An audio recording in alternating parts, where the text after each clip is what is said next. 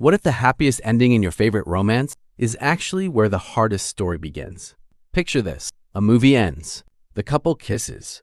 The music swells. The screen fades to black. And everyone leaves the theater believing they lived happily ever after. But nobody asks the obvious question. What happened the next morning? What happens after the flowers die? After the honeymoon ends? After two strangers have to build one ordinary life together? Maybe we've been watching love backwards this whole time. Because the greatest challenge in a relationship isn't finding someone to love. It's learning how to keep discovering someone who never stops changing. So why do almost all love stories stop right before the real story begins?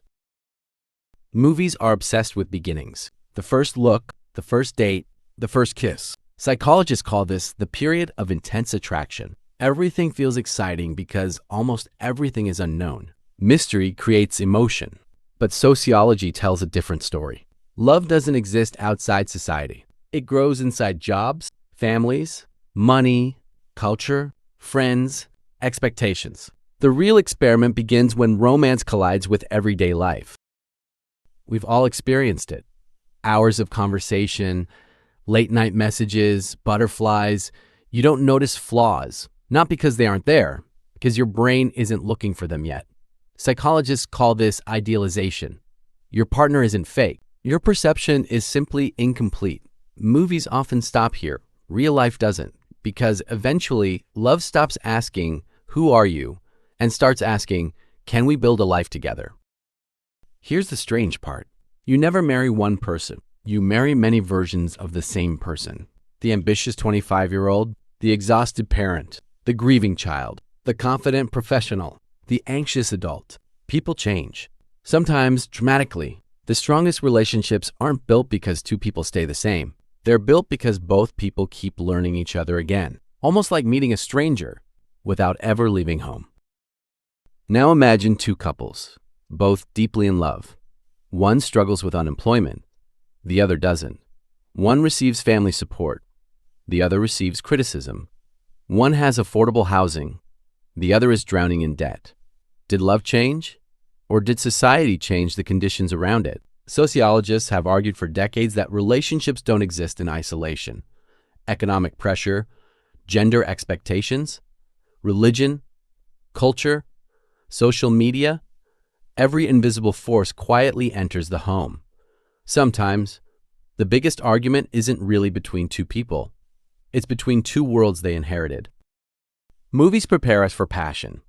They rarely prepare us for boredom, routine, silence, forgiveness, resentment, comfort. These aren't signs that love failed. They're signs that love changed. Every long relationship creates emotions that didn't exist at the beginning. Some disappear, others quietly replace them. The question isn't, do you still feel exactly the same? Because nobody does. The real question is, what new emotions have taken their place?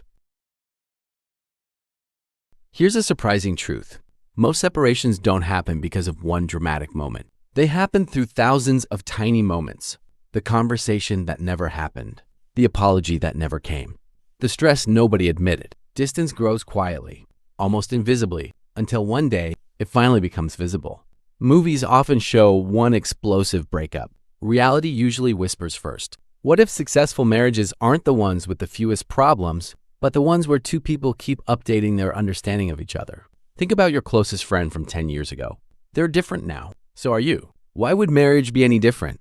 Maybe lasting love isn't finding the perfect person. Maybe it's refusing to stop being curious about the imperfect one. Let's be honest. Some relationships should end. Not every marriage can or should be saved. And even healthy relationships go through seasons of distance, conflict, and uncertainty.